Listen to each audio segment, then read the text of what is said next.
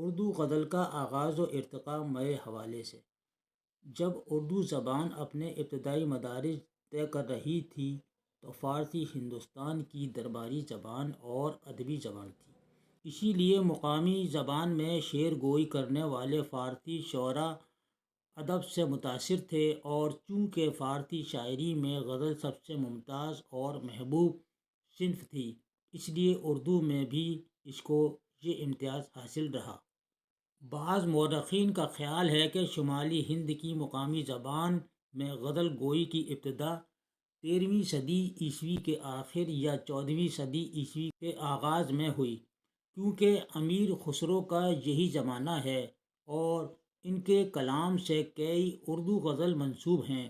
مثلاً ایک غزل جس کا مطلع ہے زحال مسکین مکن تغافل دورائے نینا بنائے پتیاں، یہ امیر خسرو سے منسوب ہے۔ اس عہد میں شمالی ہند کے دربار میں تو اردو کی رسائی نہ ہوئی تھی، لیکن دکن میں صوفیاء کرام سے لے کر بادشاہوں تک سب نے اس کی سرپرستی قبول کی۔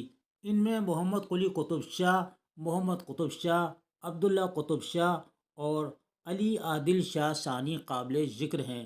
محمد قلی قطب شاہ کو اردو کا پہلا صاحب دیوان شاعر تسلیم کیا جاتا ہے، اور ان کے کلام میں ان کے جو دیوان ہے محمد قلی قطب شاہ کا، اس میں تمام اصناف ادب موجود ہیں، اسی لیے وہ اردو کا پہلا صاحب دیوان ہے محمد قلی قطب شاہ۔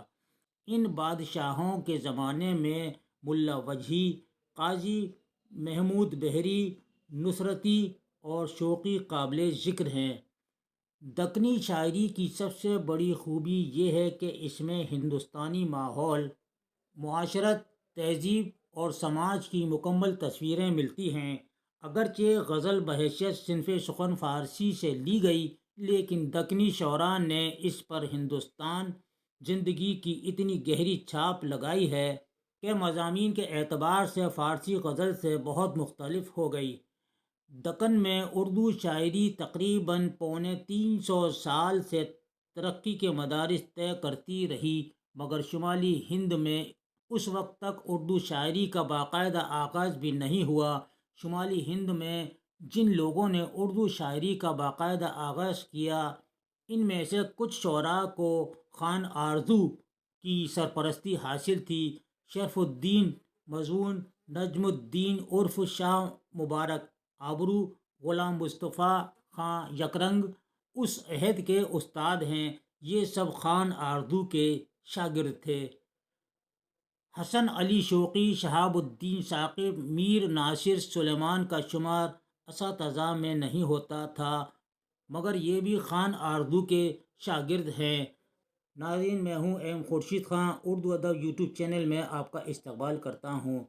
یہ مضمون جو ہے آپ کے لیے بڑی اہمیت رکھتا ہے، اور اس کو یاد رکھیے گا، اور یہ چیپٹر بڑا ہی خاص ہے، اردو غزل کا آغاز و ارتقاء۔ آئیے آگے چلتے ہیں۔ جب سودا میر درد کی ادبی زندگی کا آغاز ہوا تو لگا کہ صدیوں تک اردو شاعری ان تینوں شعراء کا انتظار کر رہی تھی۔ ایسا بہت کم ہوتا ہے کہ ایک زمانے میں پائے کہ 3 شعراء پیدا ہوں۔ یہ تینوں صاحب طرز شاعر تھے، اور سب کا الگ الگ انداز تھا۔ میر کو خدائے سخن کہا جاتا ہے۔ ہر دور کے شعراء نے میر کو بڑا عظیم اور استاد تسلیم کیا۔ ان کے کلام میں ہر قسم کی شاعری ملتی ہے، سادہ، پرکار، صوفیانہ اور شوقیانہ شاعری ملتی ہے۔ میر کے اشعار ملاحظہ ہوں: میر ان نیم باز آنکھوں میں ساری مستی شراب کی سی ہے، شام سے کچھ بجھا سا رہتا ہے، دل ہوا ہے چراغ مفلس کا۔ سودا کی شہرت کی بنیاد قصیدوں پر ہے۔ اس کا یہ مطلب نہیں کہ انہوں نے غزل کو کچھ نہیں دیا۔ غزل میں خارجیت کی ابتدا سودا سے ہی ہوتی ہے۔ وہ دل دنیا سے زیادہ باہر کی دنیا پر نظر رکھتے ہیں۔ سودا کے یہ شعر ملاحظہ ہوں: کہتا ہے یہی خامہ کہ کس کس کو میں باندھوں، بادل سے چلے آئے ہیں مجنون مر گئے۔ دوسرا شعر ہے: کیفیت چشم عشق مجھے یاد ہے ساغر کے میرے ہاتھ سے لینا کہ چلا میں۔ خواجہ میر درد اردو کے سب سے بڑے صوفی شاعر ہیں اور ان کے چھوٹے بھائی جو ہیں خواجہ میر اثر ہیں۔ یاد رکھیے گا، یہ اکثر سوال آتا ہے کہ خواجہ میر اثر کا خواجہ میر درد سے کیا رشتہ ہے، تو یہ ان کے چھوٹے بھائی ہیں، سگے بھائی ہیں۔ خواجہ میر درد میں ساری شاعری کا لہجہ صوفیانہ ہے، ان کے سوچنے کا، ان کے تصورات، عشق و محبت کے متعلق ان کا نقطۂ نظر، مجاز اور حقیقت کے سلسلے میں ان کا انداز خیال اور ان کا طرز بیان ہمیشہ منفرد ہے۔ ان کا یہ مشہور شعر ہے کہ جگ میں کوئی نہ ٹک ہنسا ہوگا، جگ میں کوئی نہ ٹک ہنسا ہوگا کہ نہ ہنسنے میں رو دیا ہوگا۔ دوسری غزل کا شعر ہے تردامنی پہ شیخ ہماری نہ جائیو، تردامنی پہ شیخ ہماری نہ جائیو، دامن نچوڑ دیں تو فرشتے وضو کریں۔ اس عہد کی شاعری میں غم اور افسردگی کی جو لے ہے، اس کی بڑی حد تک ذمہ داری اس وقت کے سیاسی اور سماجی حالات کی ہے۔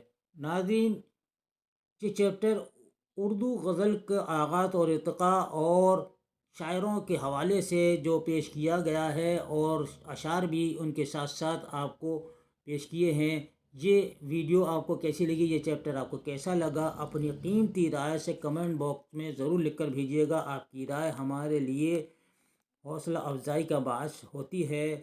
اس کے ساتھ ہی اگلی ویڈیو تک کے لیے اجازت دیجیے اور اپنا خیال رکھیے۔ خدا حافظ۔